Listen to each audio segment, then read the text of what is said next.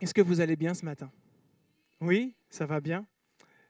Ah, quelle grâce d'être dans la maison de Dieu, quelle joie aussi de partager ensemble la parole de Dieu. Je suis très heureux de pouvoir le faire avec vous ce matin, de pouvoir simplement ouvrir la Bible et ensemble qu'on puisse recevoir ce que Dieu veut nous dire. Amen. Tout simplement. Soyons simples, vraiment. Il y a là tellement de richesses, tellement de trésors et laissons, eh bien, Dieu nous nourrir encore. Amen. Aujourd'hui, c'est la fête des pères. Et oui, ah, il y a un papa qui est fier là-bas. La fête des pères. Attention, je ne sais pas si tu vas être fier jusqu'au... Non, mais oui, aujourd'hui, c'est la fête des pères. Alors, évidemment, ce n'est pas un scoop, hein, tout le monde le sait. Voilà, vous savez que c'est la fête des pères aujourd'hui. Et déjà, je veux commencer par dire bonne fête à tous les papas. Voilà. Les papas, les grands-pères, d'accord?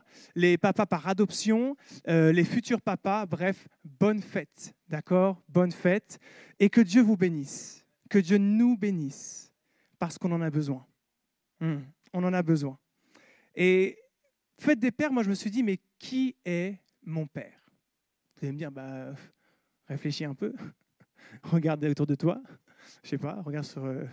c'est celui qui t'a élevé, celui qui t'a fait, celui qui t'a appris, c'est Dieu.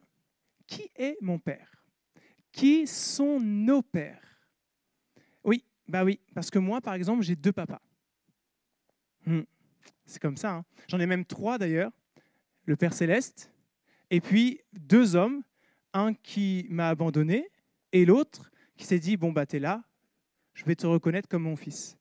Et donc, forcément, bah, c'est d'où la question logique de qui sont nos pères. C'est pas toujours si simple. Et finalement, c'est intéressant de se poser la question, mais est-ce que mon père, c'est simplement, je le reconnais comme mon père parce que c'est lui qui m'a fait? Est-ce que ça a une valeur réellement, mis à part le fait qu'on se ressemble? Peut-être.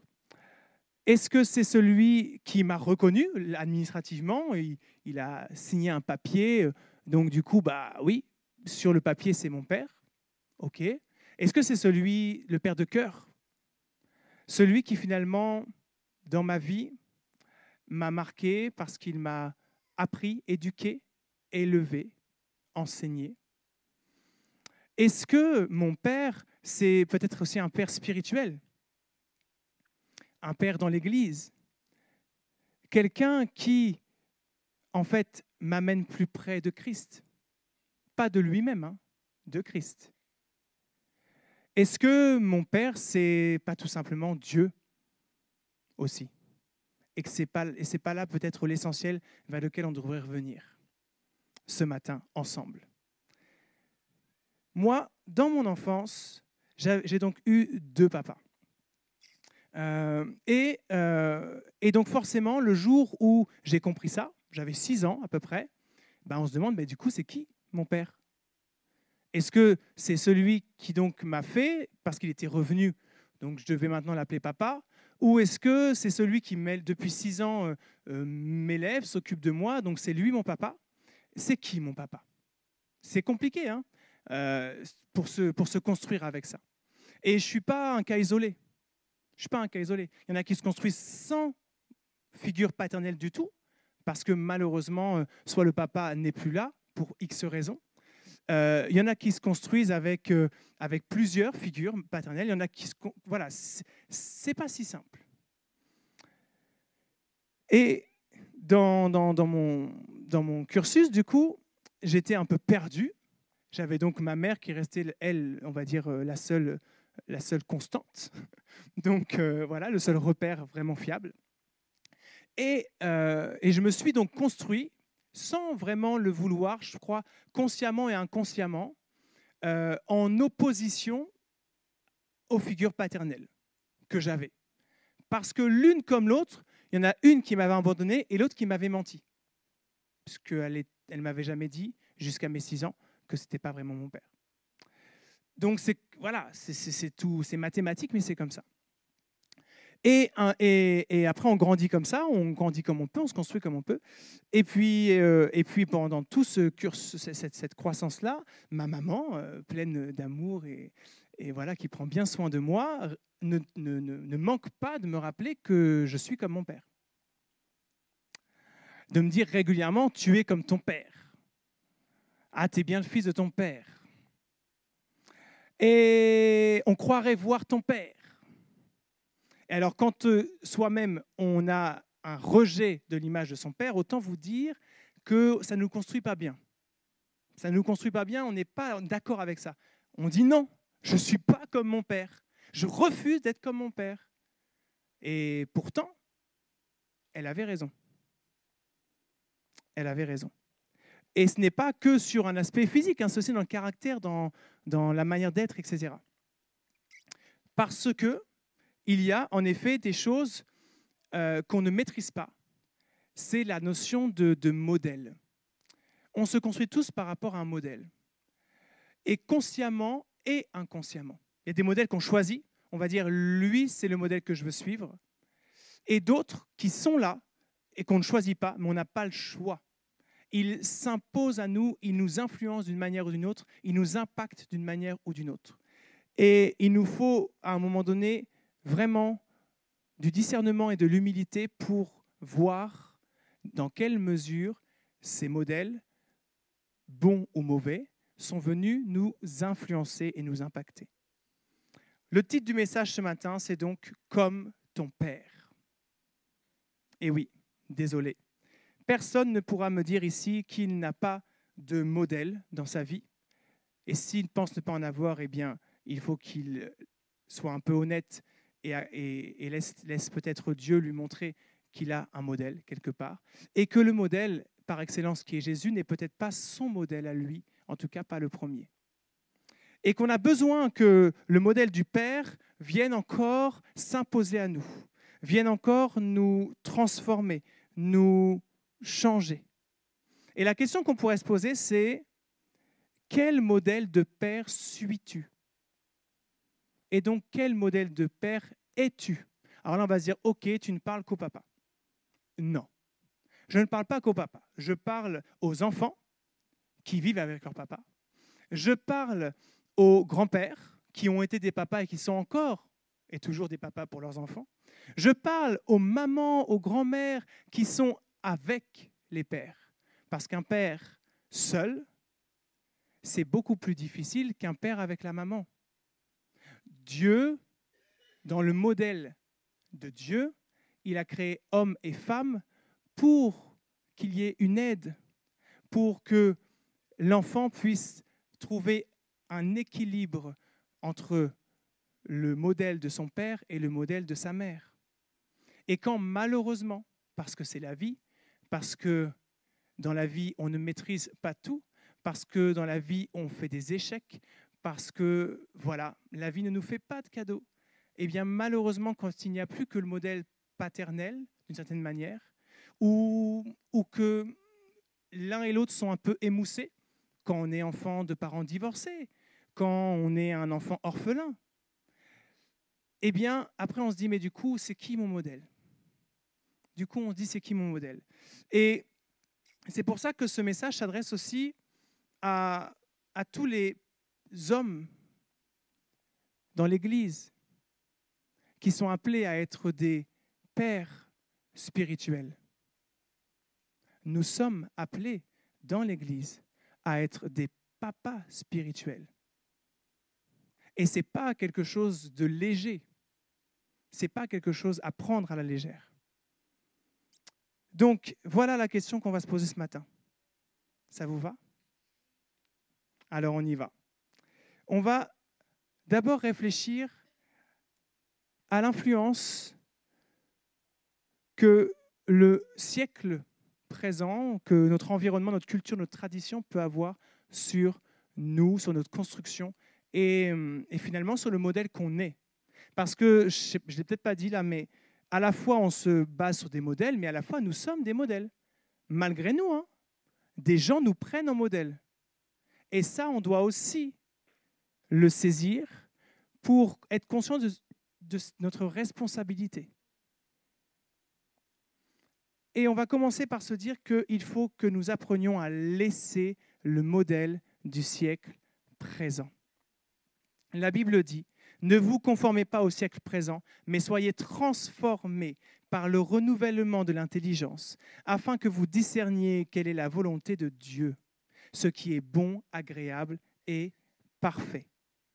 Ne vous conformez pas au siècle présent. Si la Bible donne ce conseil, c'est parce que nous nous conformons au siècle présent. Elle ne nous dit pas de ne pas nous conformer alors qu'on n'a pas besoin de l'entendre. Si elle le dit, c'est parce qu'on a besoin de l'entendre. C'est parce que là où on pense qu'on ne se conforme pas, et c'est parfois là le pire, on ne voit pas avec vérité, avec beaucoup de réalité, que finalement, on est conformé quelque part au siècle présent. Et pourquoi ? Parce que je vous rappelle que nous vivons dans le monde. Et que comme on vit dans le monde, ce monde n'a pas fini de chercher à venir nous influencer. L'esprit de ce monde n'a pas fini de chercher à venir nous façonner, nous titiller, nous modeler d'une certaine manière. Et nous avons besoin de ne pas nous conformer, mais d'être transformés. Transformés par le renouvellement de l'intelligence. C'est profond. C'est profond. C'est totalement remodelé, quoi. C'est pas juste en la surface, c'est en profondeur. Et qui dit renouvellement dit que ce n'est jamais fini. Je parle ici aux plus jeunes comme aux plus âgés, tu n'as pas fini d'être transformé. Tu n'auras jamais fini d'être transformé. Et si tu penses que c'est bon pour toi, eh ben, tu te trompes. Tu es à l'arrêt et le diable est content. Parce que quand tu es à l'arrêt et que tu n'es plus dans ce renouvellement de ton intelligence par l'Esprit de Dieu, par la parole de Dieu, eh bien, tu es une proie qu'il saisit et qu'il conforme à sa pensée. Quoi que tu en dises. Et nous sommes tous appelés à être vigilants. Personne ici ne peut dire « moi, c'est bon, je gère ». Ce n'est pas vrai. Lui, il gère autant que nous nous approchons de lui et que nous cherchons sa face pour être transformés. Le siècle présent, c'est donc notre société, notre culture. Et dans la société, on a finalement un modèle, même deux modèles, on va dire, de manière un peu schématique qui s'opposent. On ne va pas aller dans des études sociologiques, on va être dans quelque chose d'assez simple. On a d'un côté un modèle qu'on va appeler patriarcal et de l'autre, du coup, un modèle anti-patriarcal. Le modèle patriarcal, il est subtil et il est sournois parce qu'il se base sur la Bible. Il se base sur les patriarches, sur toute l'histoire des patriarches, etc. Et il nous fait croire que donc c'est le bon modèle. Sauf que le modèle patriarcal, il a détourné le cœur de l'Évangile, le cœur de ce que Dieu a voulu enseigner, pour nous faire croire que l'homme, les hommes que nous sommes, vaillants, forts, fiers, eh bien nous sommes appelés à avoir tout pouvoir et toute autorité sur quiconque, sur toute chose, pour dominer. Et ainsi, on pense que c'est normal pour l'homme d'être le chef. Et lorsqu'on dit chef, on dit bien celui qui décide, qui a sur ta vie droit de te dire ce que tu peux faire ou ne pas faire, qui exerce une domination. Or, c'est une erreur. L'homme ainsi qui se modèle sur ce patriarcalisme-là, ce patriarcat-là, eh bien, il est comme un gardien de prison. Parce qu'il te garde bien sagement prisonnier de qui Dieu veut que tu sois. Bien éloigné. Et il fait de toi celui que lui veut que tu sois.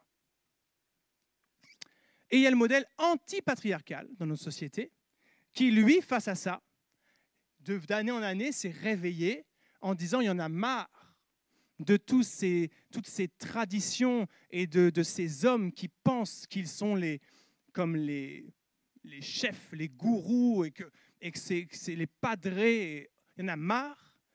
On va rejeter ça et imaginer et dire qu'on n'a pas besoin d'eux. Et c'est rentré dans nos sociétés. On n'a pas besoin de papa. Les mamans, faites des bébés toutes seules, vous serez plus tranquilles. Et je ne dis pas ça parce qu'il faut le faire, je dis ça parce que la société le dit. Et il y a même une chanson qui le dit, de Jean-Jacques Goldman, qui dit « Elle a fait un bébé toute seule ». C'est inscrit dans les mentalités de notre société. C'est inscrit. C'est nier que le père est nécessaire dans l'équilibre d'une famille, dans l'équilibre de quelqu'un qui se construit. C'est nier en fait ce que Dieu a voulu à la création, à l'origine. Et finalement, c'est retirer au père toute sa légitimité, non plus pour qu'il domine, mais pour le dominer. Et dans un cas comme dans l'autre, on fait fausse route. Et dans ce cas-là, ça nous donne des papas qui deviennent des papas absents, en retrait, démissionnaires. Genèse 1, verset 26-28, Dieu dit « Faisons l'homme à notre image, selon notre ressemblance, et qu'il domine sur les poissons de la mer, oiseaux du ciel, sur le bétail, sur toute la terre, sur tous les reptiles qui rampent sur la terre. Dieu créa l'homme à son image. Il le créa à l'image de Dieu. Il créa l'homme et la femme. » L'homme et la femme, ensemble. Dieu les bénit, ensemble. Et Dieu leur dit, ensemble, « Soyez féconds, multipliez, remplissez la terre, assujettissez-la, dominez ensemble sur les poissons de la mer, sur les oiseaux du ciel et sur tout animal qui se meut sur la terre. » Oui, tu vois, pasteur, on est appelé à dominer. Dominer sur la création. Pas dominer sur ta femme et sur tes enfants. Pas dominer sur tes camarades, tes voisins. Non, pas dominer sur ton prochain. La Bible dit même tout le contraire, elle dit d'aimer son prochain comme soi-même. Alors à moins que tu aimes toi-même être dominé, et là, dans ce cas-là, il y a peut-être un petit souci, il faut qu'on en parle. Sinon, il y a une erreur quelque part. Et Genèse 3, verset 16, Dieu dit à la femme, « J'augmenterai la souffrance de tes grossesses, tu enfanteras avec douleur et tes désirs se porteront vers ton mari, mais il dominera sur toi. » Donc du coup, oui, l'homme est appelé à dominer. Qu'est-ce qui s'est passé entre les deux ? Entre l'ordre originel de Dieu qui dit à l'homme et la femme de dominer sur la création, et là il dit, la femme, tu vas maintenant être dominée par ton mari. Qu'est-ce qui s'est passé entre deux ? Le péché. Ah, le péché, la désobéissance. Le péché est entré dans le cœur de l'homme. Et le péché est venu renverser l'ordre créationnel, l'ordre équilibré, pur de Dieu, pour instaurer un principe démoniaque de domination-soumission. Domination-soumission de l'homme face à son péché, l'homme face à ses propres désirs, l'homme dans ses relations avec les autres. Le péché est venu altérer notre compréhension de ce que Dieu a vraiment dit. Et nous a fait croire que l'homme était créé pour dominer sur tout et sur tous, qu'il avait comme quelque chose de supérieur aux autres. Et alors, de génération en génération, on a transmis cet héritage patriarcal. Il a pris forme dans nos sociétés, dans nos cultures. Il a pris forme. Et face à cet héritage-là, certains l'ont accepté, reçu et acquiescé, et le vivent et le transmettent encore, et d'autres s'y sont totalement opposés. Et c'est ce qui fait notre société totalement perdue. Totalement perdue. Mais Dieu, lui, son modèle ne change pas. Le modèle de l'ordre créationnel originel ne change pas. Et j'aimerais vraiment interpeller ici chacun d'entre nous sur le fait que lorsque nous rencontrons Dieu, il veut, il désire que nous puissions comprendre ce qu'il voulait faire au départ. Quelle était son intention de départ? Et à quel point on a besoin de se laisser sonder pour reconnaître en nous comment le siècle présent, l'héritage d'une histoire, de toute une histoire, l'héritage de toute une société, l'héritage de toute une famille, de toute une culture est venu nous imprégner. Et au point de comprendre la parole de Dieu avec parfois la lunette de la culture, la lunette de l'histoire. Or, Dieu veut nous enlever tout ça pour qu'on mette ses lunettes à lui et qu'on revienne à ce qu'il voulait au départ. L'homme et la femme ensemble, non dominés par le péché, libres et dominants sur la création. Point. Point. On va prendre un exemple. Joseph. Vous connaissez Joseph? Alors, Joseph, l'époux de Marie. Celui dont on ne parle pas beaucoup. On parle de Marie, on parle de Jésus et on oublie qu'il y a Joseph. Et honnêtement, quand on fait ça, sans s'en rendre compte, c'est parce que déjà on intègre, d'une certaine manière, le fait que Joseph ne serait pas important. Le fait que le papa, Joseph, n'aurait pas de réelle importance là finalement. On ne parle pas beaucoup de lui dans la Bible. S'il n'y avait pas eu Marie, il n'y aurait pas eu Jésus, mais Joseph, voilà. Il semble ne pas avoir d'intérêt. Et pourtant, lecture, on va prendre Luc chapitre 1. On va revenir, 26, verset 26. Au 6e mois, l'ange Gabriel fut envoyé par Dieu dans une ville de Galilée appelée Nazareth, auprès d'une vierge, fiancée à un homme de la maison de David nommé Joseph. Le nom de la vierge était Marie. Si Joseph n'était pas important, il ne serait pas écrit là. On aurait simplement dit que, auprès d'une vierge, le nom de la vierge était Marie. Pourquoi on souligne le fait qu'elle soit fiancée à Joseph? Parce qu'on souligne le fait que Joseph fait partie du plan. Joseph est là. Joseph a de l'importance et de la valeur aux yeux de Dieu. Et Dieu n'ignore pas que Joseph est là. Alors l'ange entra chez elle et dit « Je te salue, toi à qui une grâce a été faite, le Seigneur est avec toi. » Et donc ensuite, on lit toute la suite donc où Dieu dit qu'elle va devenir enceinte, enfanter un fils, qu'il sera, verset 30, grand, appelé fils du Très-Haut, le Seigneur Dieu lui donnera le trône de David, son père. Et ensuite, il régnera sur la maison de Jacob éternellement et son règne n'aura point de fin. Waouh! Donc là, c'est un lourd programme. L'ange s'adresse à Marie.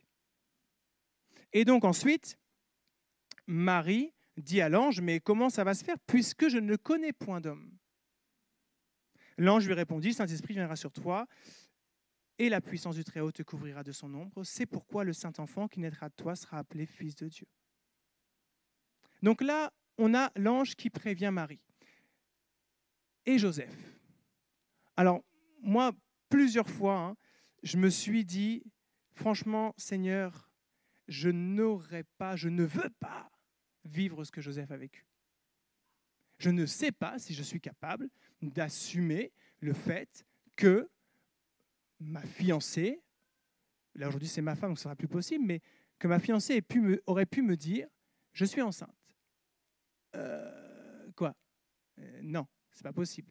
Et là, même si on admet le fait que Dieu, tu as voulu ça comme ça et tu lui as donné d'être enceinte par l'œuvre du Saint-Esprit, soyons honnêtes, il faut un certain degré de renoncement à soi-même pour se dire « Ok, là, je suis dans une situation plus qu'inédite. Voir un film, peut-être qu'il faut que je me réveille. Et comment ça va se passer là? Parce que concrètement, on va dire quoi aux gens? Oui, qu'est-ce qu'ils vont dire? Enfin, comment ils vont réagir? Et puis moi, je passe pour quoi? En fait, vous imaginez? C'est sûr qu'il se passe dans la tête là, de Joseph, le futur mari, le futur papa qui avait certainement envisagé de construire son foyer avec sa femme, d'avoir des enfants et tout. Et là, bam, Dieu vient mettre son grain de sel. Et là, c'est un grain qui vient coincer un peu quand même. Hein. Alors du coup, regardons un peu Joseph, Matthieu, chapitre 1. Comment il réagit? Verset 19. Joseph, son époux, qui était un homme de bien et qui ne voulait pas la diffamer, se proposa de rompre secrètement avec elle. Il voulait éviter l'offense, éviter le scandale, éviter de se retrouver, lui, avec elle, dans une situation trop compliquée à gérer. Parce qu'il était dans un modèle de société où, excusez-moi, il n'était certainement pas question que la vierge fiancée tombe enceinte avant le mariage. Là, c'est plus que... c'est pas possible. Dans la tradition juive de l'époque, cette vierge aurait été digne d'être lapidée. Donc là, la situation est compliquée. Très compliquée. Très compliquée.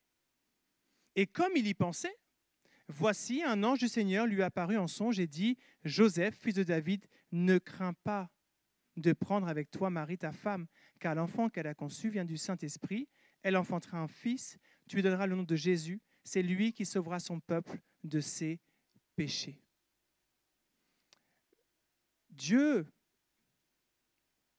était conscient de la problématique.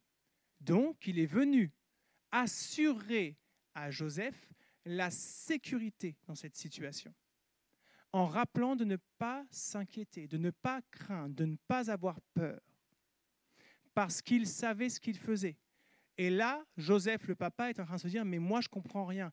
Soit, ne cherche pas à comprendre, fais-moi confiance. Fais-moi confiance. Et quand on est un papa, il y a bien des moments où il faut qu'on admette qu'on ne comprend pas trop ce qui se passe, qu'on n'a pas la maîtrise de tout et qu'on a besoin de faire confiance au seul qui est le maître du temps et des circonstances. Le seul qui a toute autorité, tout pouvoir, le seul sur qui on peut réellement s'appuyer. Et ce que je trouve excellent là, dans cet exemple de Joseph, c'est que Dieu est venu bousculer les codes, bousculer cette société juive traditionnelle en faisant naître un enfant d'une vierge, fiancée, pas encore mariée. Le but ici n'était pas de mettre dans l'embarras Joseph et Marie. Il était simplement déjà de glorifier le nom de Dieu au travers de l'accomplissement de son plan, mais aussi, il ne faut pas l'oublier, Dieu est venu dire là, déjà dès avant la naissance de Jésus, que la tradition dans laquelle tu t'es installé, elle n'est pas de moi. Ce n'est pas moi qui veux ça.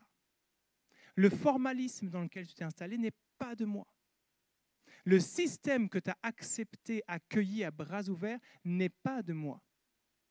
Et le modèle de cette société que tu as accepté en te disant « mais oui, il est à l'origine, il y a longtemps, ancestralement, il descend de quoi? Des 10 commandements, de la loi et tout ça, et donc, ça, aujourd'hui, ça a dévié et ce n'est pas de moi. » Et donc, il vient faire à Joseph ce qui est arrivé à l'un de mes pères, c'est de se retrouver avec un enfant qu'il n'avait pas choisi. Il était là. Hein. Ce n'est pas lui qui l'a voulu, Joseph. Hein. Et donc, il a simplement répondu à l'appel de Dieu. Il a fait confiance. Et derrière, ce qu'il ne faut pas oublier, et c'est ça qui est vraiment, qu'il faut vraiment que ça impacte nos cœurs, c'est que Joseph, on a le sentiment finalement qu'il n'avait pas sa place, alors Dieu lui a donné toute sa place. Joseph est celui qui, lorsque Jésus était menacé avec Marie, à cause du roi, c'est Dieu qui est venu parler à Joseph, pas à Marie là. Il est venu parler à Joseph pour dire « Lève-toi et va en Égypte ». Et après, il est revenu parler à Joseph pour dire « Lève-toi et retourne en Israël ». Il a bien donné au père sa place de chef de famille, protecteur, qui prend soin. Et de la même manière, lorsque Jésus, plus tard, à Jérusalem, va se retrouver au temple et va être là en train de discuter avec tous les pharisiens, les docteurs de la loi, et que ses parents vont rentrer et vont l'avoir perdu, et qu'ils vont commencer à s'inquiéter, quand ils vont le retrouver et qu'ils vont quand même lui dire « Écoute, tu nous as inquiétés », c'est bien Marie et Joseph. Marie, elle dit « C'est bien ton père et moi, on se faisait du souci pour toi ». Comme tout parent, c'est légitime. Et Jésus, bien qu'il dise « Oui, mais vous savez que je dois m'occuper des affaires de mon père », il ne dit pas « Donc laissez-moi tranquille et je vous rejoins dans 3 jours ». Ensuite, il les suit. Et c'est écrit un peu plus loin que Jésus leur était totalement soumis. Il était soumis à Joseph comme son père terrestre. Il a montré l'exemple.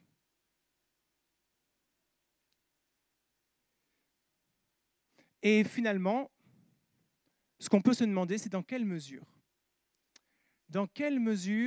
je ne devrais pas, comme Joseph, me laisser être travaillé par Dieu pour voir en moi ce qui, dans cette société, est venu m'influencer dans mon rôle de père.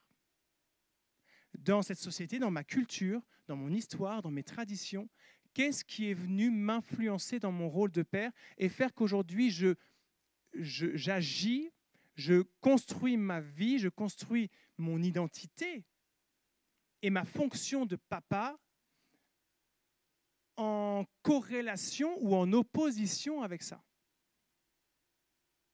Bien que je connaisse Dieu, on a besoin de se laisser être sondé.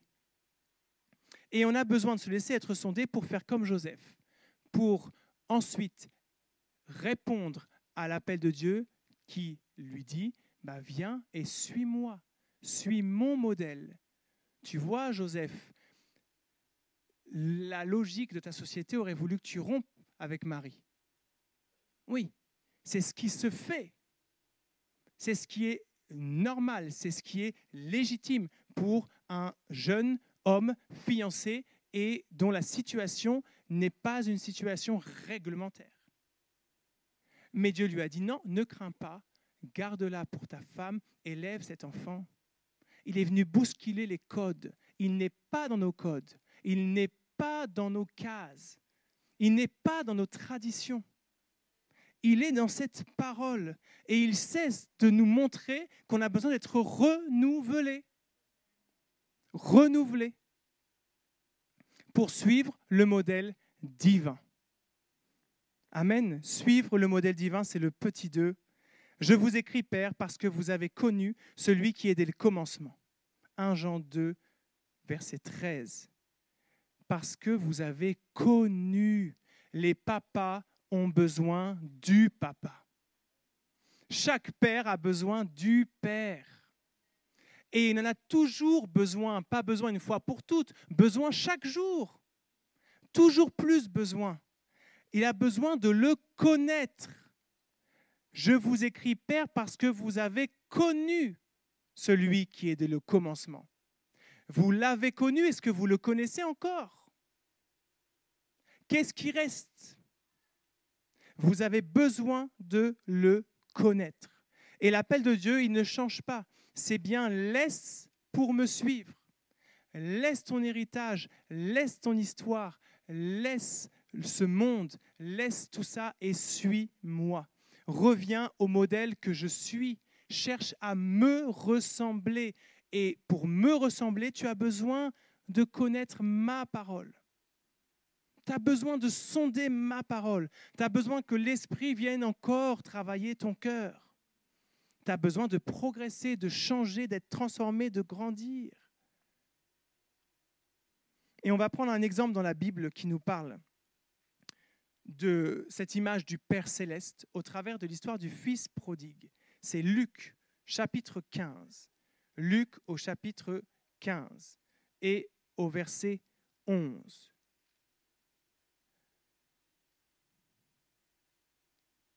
Il dit encore, c'est Jésus qui parle, un homme avait 2 fils. Le plus jeune dit à son père, « Mon père, donne-moi la part de bien qui doit me revenir. » Et le père leur partagea son bien. Peu de jours après, le plus jeune fils ayant tout ramassé, partit pour un pays éloigné où il dissipa son bien en vivant dans la débauche. Et lorsqu'il eut tout dépensé, une grande famine survint dans ce pays et il commença à se trouver dans le besoin. Là, on a un des fils, le plus jeune. Stéréotype de l'enfant gâté. L'enfant à qui tout est dû. Celui donc qui arrive sans vraiment aucun scrupule devant son père et qui lui dit c'est pas encore le moment, mais tu me mets mon héritage, moi je m'en vais, j'en ai marre. Voilà. Et je vais faire ce que je veux et t'as rien à dire. C'est ça, hein, de l'insolence pure et dure. C'est ça.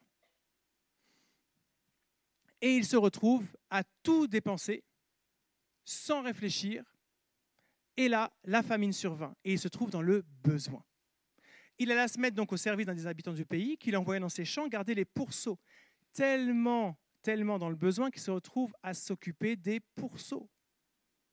Et il aurait même voulu se rassasier des carouges que mangeaient les pourceaux, il n'avait rien à manger. Mais personne ne lui en donnait. Étant rentré en lui-même, il dit « Combien d'ouvriers chez mon père ont du pain en abondance et moi, ici, je meurs de faim. Je meurs de faim. » Il s'arrête un instant sur sa situation et il reconnaît qu'il a faim. Qu'il a faim et qu'il est totalement à la merci de sa situation. Et alors, qu'est-ce qu'il va se dire? Je me lèverai, j'irai vers mon père, je lui dirai, mon père, j'ai péché contre le ciel et contre toi. Je ne suis plus digne d'être appelé ton fils. Traite-moi comme l'un de tes ouvriers. Ça, c'est la repentance. Il reconnaît qu'il s'est trompé. Il reconnaît son péché. Et il reconnaît qu'il a besoin de demander pardon à son Père, qui est l'image de Dieu, ici dans cette parabole. Et il va donc se lever, aller vers son Père, et comme il était encore loin, son Père le vit et fut ému de compassion. Il courut se jeter à son cou et l'embrassa. Dans ce verset, il y a un trait de caractère de Dieu qui est celui qui le définit tel qu'il est. C'est ému de compassion. Notre Dieu, Dieu le Père, est un Père compatissant. Et nous, on est d'accord ou pas avec ça? Parfois, on l'accepte ou on ne l'accepte pas. On se dit c'est trop facile ou c'est trop si. Peu importe ce que tu dis, c'est un Père compatissant. On ne peut pas vraiment comprendre à quel point il l'est. Parce qu'on ne peut pas comprendre que quand son fils revient là et qu'il a fait n'importe quoi, eh bien derrière, il ne va pas lui faire un seul reproche. Parce que c'est ce qui est écrit. Hein. Le fils lui dit, mon père, j'ai péché contre le ciel. Donc il lui dit qu'il a péché, il se demande pardon. Et le père, il dit à ses serviteurs, allez apportez vite la plus belle robe, le veau gras et tout ça, c'est la fête, il est là. Mais quelle leçon! Mais quelle leçon! Combien de fois, moi, j'ai reproché à mes enfants, même quand ils venaient demander pardon, parce qu'à un bout d'un moment, quand ça fait une fois, 2 fois, 10 fois, 20 fois, excuse-moi, t'es gentil, tu demandes pardon, mais fais un effort maintenant, j'en ai marre. C'est vrai, c'est pas vrai. C'est ce qu'on est. Hein. On n'est pas encore à ce stade. On a encore besoin d'être transformé et renouvelé. Encore, pour être capable d'être dans cette compassion. et non pas dans le reproche accusateur. Surtout quand l'enfant qui est là arrive et reconnaît déjà. Il dit « j'ai péché ». Ça, le père l'a entendu et c'est bon, c'est reçu. Maintenant, on fête le fait que tu es revenu. Et je t'accueille et je ne te reproche rien d'autre. Je n'ai pas à te reprocher quoi que ce soit de plus. Et ça, c'est ce que Dieu est. Nous, notre image de Dieu, qui parfois, et même bien souvent, est l'héritage de l'image qu'on a de notre propre père, du père qu'on n'a pas eu, du père qui n'est plus là, du père qui a mal fait, etc., etc. Du père qui a ses failles, ses défauts, même aussi bien soit-il, on est spécialiste en tant qu'enfant pour trouver les failles chez nos parents. Pourquoi ? Parce qu'on est dans l'attente de quelque chose à recevoir, et quand on attend de recevoir et qu'on ne reçoit pas, eh bien on discerne tout ce qui nous manque. On oublie parfois de voir tout ce qu'on a déjà. Et ça vient nous impacter dans notre relation avec Dieu derrière, qui est notre Papa du ciel, qui ne manque de rien à nous donner, et pourtant on a souvent des reproches à lui faire sur comment il fait, pourquoi il fait ça, il ne fait pas ça comme ça, et puis ça fait combien de temps que j'attends ça, et puis ça ne se passe pas comme ci, et ça ne se passe pas comme ça, et on lui reproche, on est dans une attente. On est dans une attente, et comme il ne répond pas à notre attente tout de suite, maintenant, comme on veut, eh bien, on est dans la même attitude.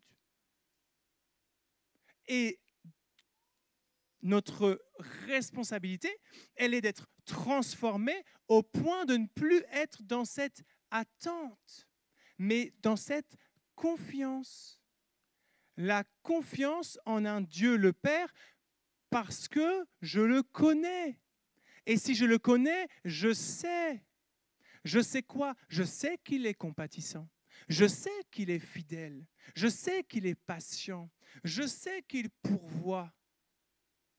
Alors, je n'ai pas de reproche à faire. Mais pour cheminer jusque-là, on a besoin de l'aide de Dieu et on a aussi besoin de guérir. On a aussi besoin de guérir. De guérir de nos propres manques en tant qu'enfants par rapport à nos pères ou nos parents en général. On a besoin de guérir. On a besoin. Et Dieu veut nous guérir. Dieu nous guérit. Dieu nous guérit.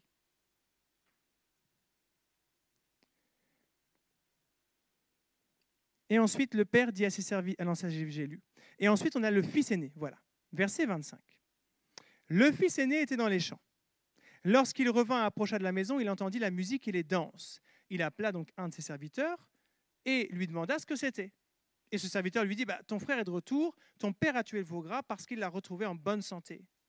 Et là, le fils aîné, qu'est-ce qu'il fait ? Il se met en colère et ne voulut pas entrer. Et son père sortit le pria d'entrer.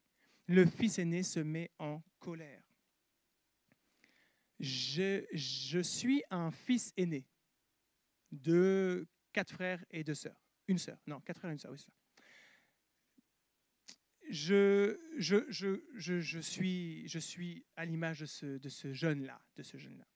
J'ai vu à quel point, bizarrement, nos parents ne sont pas les mêmes avec chacun d'entre nous. Bizarrement, on demande ça à l'aîné, et puis le deuxième un peu moins, et le troisième encore un peu moins, et on finit par laisser quand même passer plein de choses. Et moi, j'ai été révolté. Combien de fois j'ai dit à ma mère, oui, parce que mon père n'était pas à la maison, mais attends, moi j'aurais fait ça, mais tu m'aurais tué. Mais c'était la fin de ma vie. Mais comment ça se fait ? Comment ça se fait que tu lui permets ça alors que moi, je n'avais pas le droit ? Et bien que ma mère m'explique alors que moi, je n'étais pas lui, et que ce n'est pas une question de justice ou d'équité, c'est une question que chacun n'a pas les mêmes besoins, que chacun ne réagit pas, n'a pas les mêmes attentes, que chacun ne réagit pas pareil, etc., etc. J'étais pas prêt à entendre et pas prêt à l'accepter. Ah, ça non.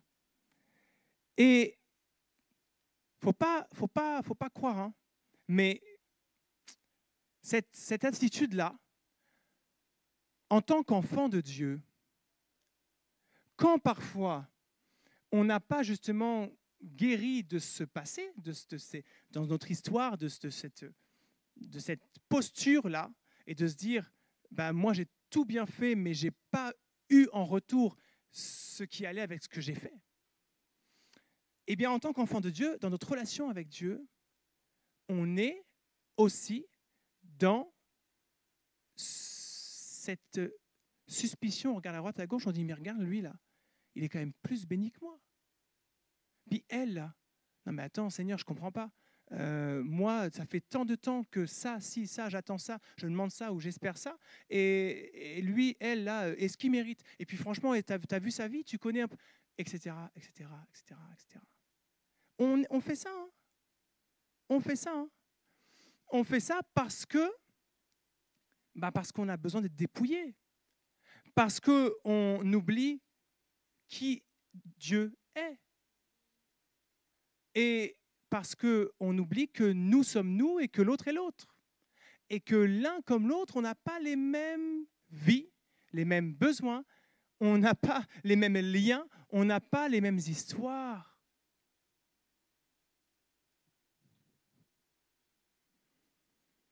Et puis il y a le père là-dedans. Le père, lui, il prie son fils d'entrer dans la maison. Il se réjouit avec l'un et il appelle l'autre à rentrer dans la maison, à se réjouir aussi. C'est ce que Dieu veut. Dieu veut qu'on se réjouisse avec ceux qui se réjouissent et qu'on pleure avec ceux qui pleurent. C'est ce que Dieu veut. Dieu veut qu'on soit plus intéressé par les intérêts de l'autre que les nôtres. C'est ce que Dieu veut. Et à la fin, verset 31, 32, le père lui dit, mais mon enfant, après tous les reproches qu'il a reçus, tu es toujours avec moi. Tout ce que j'ai, c'est à toi. Sers-toi. Tout ce que j'ai est à toi. Dieu te rappelle que tout ce qu'il a est à toi. Tu es avec moi, donc c'est à toi. Ne va pas envier ce que l'autre pourrait avoir ou ne pas avoir. Prends ce dont tu as besoin. Je ne manquerai pas de pourvoir à ton besoin.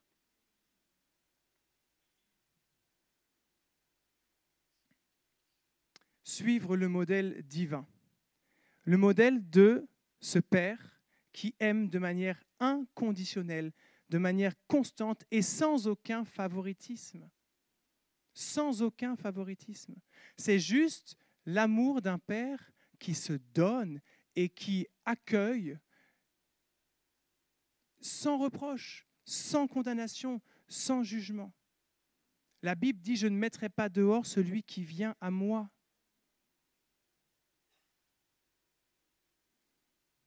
J'ai invité l'équipe de louange à monter. On va terminer. Il y a un verset dans la Bible que j'ai retenu qui, moi, me challenge encore sur ce modèle divin du Père. Puisqu'aujourd'hui, je suis papa de 3 enfants. Gloire à Dieu. Et donc, je suis challengé par 3 enfants. Gloire à Dieu. Ce verset, c'est Éphésiens 6,4. Ce qu'on a dit, hein, laisse le modèle du siècle présent, suis le modèle divin. Et je vous assure, j'ai besoin, et je le fais encore là, en prêchant ce matin, Seigneur, sonde-moi, connais mon cœur, et regarde où je suis pour m'emmener sur la voie de l'éternité. Regarde ce qui encore en moi est un héritage de mon histoire, de mes blessures, de cette société dans laquelle je vis. Et Seigneur, garde-moi d'être influencé ou impacté dans mon rôle de père par autre chose que par ton modèle, le modèle de ta parole. Et donc ce verset dont je vous parlais, c'est Éphésiens 6,4. Vous, pères, n'irritez pas vos enfants, mais élevez-les en les corrigeant et en les instruisant selon le Seigneur. Alors, corriger, je dis tout de suite, je voudrais quand même le dire, ça ne veut pas dire mettre une raclée. Voilà, comme ça c'est dit. Dieu ne nous encourage pas à frapper nos enfants. Voilà, je préfère le dire. Moi, il m'est arrivé de mettre une petite claque à mes enfants. Et oui, voilà, je suis un être humain. Et parfois, je suis bien faillible. Et je vous assure que ça m'a blessé au moins tout autant qu'eux. Parce qu'en fait, j'ai reconnu tout de suite, le Saint-Esprit m'a dit, tu vois, là, tu as échoué. Tu as échoué. Là, parce que tu es en échec, et donc tu ne sais pas quoi faire d'autre, donc voilà, tu exploses. Ça n'amène à rien. Ça n'amène à rien. Et après, tu vas dire à ton enfant, il ne faut pas taper, c'est pas bien.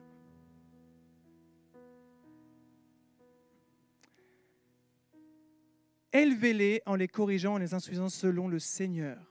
Selon le Seigneur, on a besoin. J'ai besoin vraiment. Seigneur, que tu m'amènes à élever mes enfants vers toi.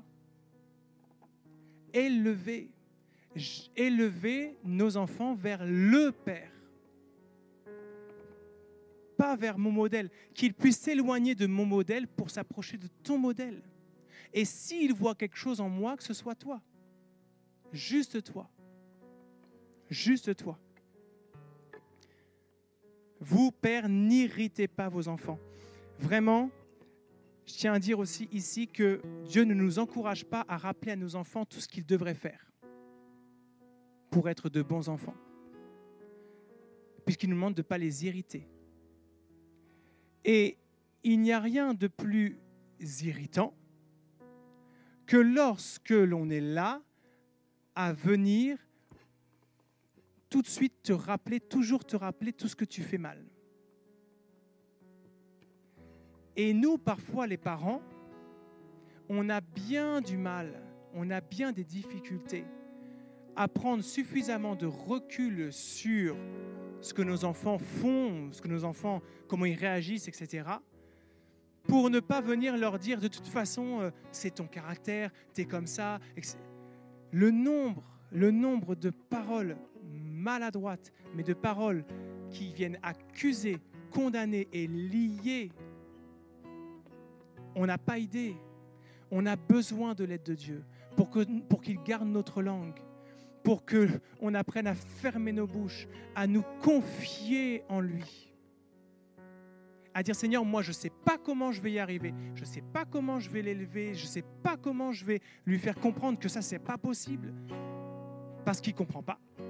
J'ai beau lui dire, lui expliquer et lui réexpliquer, il n'a pas compris. Et là, le Saint-Esprit nous dit que c'est lui qui convainc.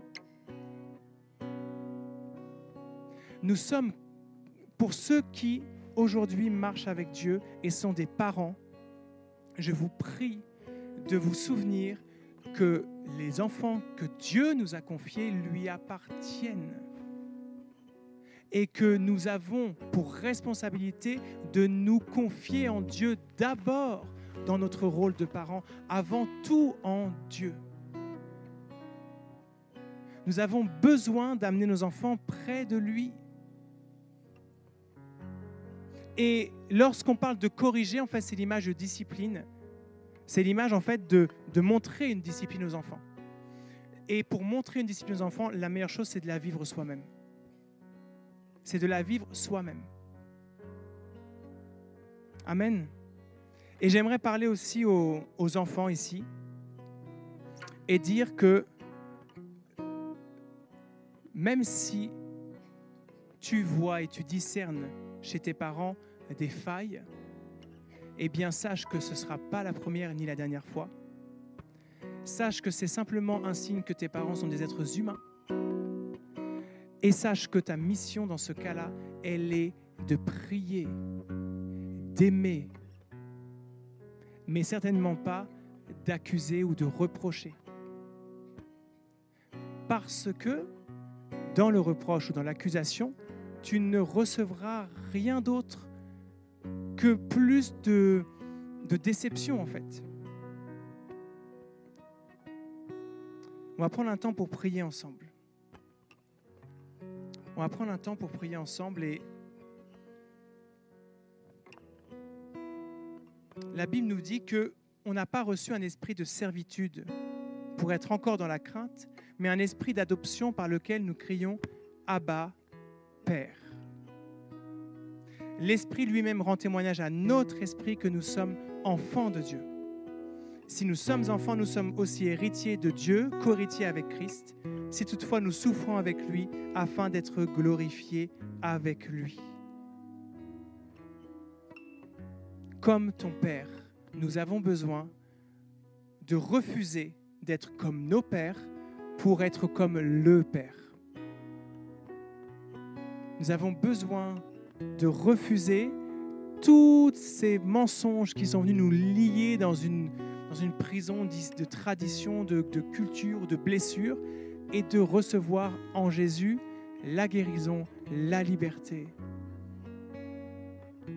et d'être à l'image du Père, de lui ressembler. Amen.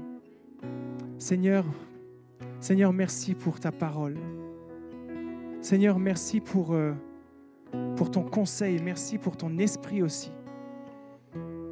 Je prie, Seigneur, pour ma vie, pour chacune de nos vies. Je prie pour que nous soyons de ceux qui nous laissent sonder par ton esprit et qui acceptent que nous avons besoin d'apprendre encore, besoin d'être encore transformés, changés, qui acceptent de laisser les modèles de ce monde pour nous intéresser à ton modèle. Seigneur, viens encore vraiment imprégner nos vies, prendre toute la place dans nos cœurs, nos pensées, nos esprits. Viens renouveler. Nous ne souhaitons pas nous conformer à quoi que ce soit d'autre qu'à ta parole, Seigneur, et à la pensée qui découle de ton cœur. Merci, Seigneur. Merci d'être notre papa. Merci parce que oui, tu es le Père parfait, le Père compatissant, le Père aimant, le Père qui console, le Père qui guérit, le Père qui restaure, le Père qui accueille, le Père qui pardonne. Oh, gloire à toi, notre Dieu. Gloire à toi, notre Dieu, parce que tu te fais connaître comme un papa, si proche. Merci.